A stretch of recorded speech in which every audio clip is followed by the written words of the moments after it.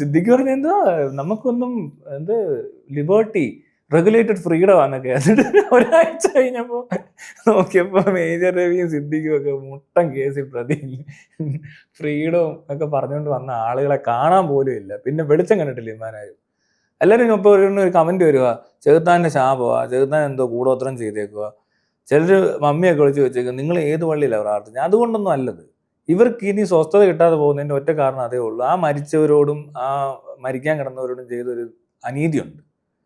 ആ തെണ്ടിത്തരത്തിനെ ഹൈഡ് ചെയ്യാൻ പിന്നെയും പിന്നെയും അതിലും വലിയ തെണ്ടിത്തരം കൂടെ കാണിച്ചു കഴിഞ്ഞാൽ പിന്നെ അതിൻ്റെയൊക്കെയാ ഈ ഹേമ കമ്മിറ്റി റിപ്പോർട്ട് എന്ന് പറയുന്ന സാധനമൊക്കെ വരുന്ന സമയത്തായി ഇത് കണ്ടില്ലേ.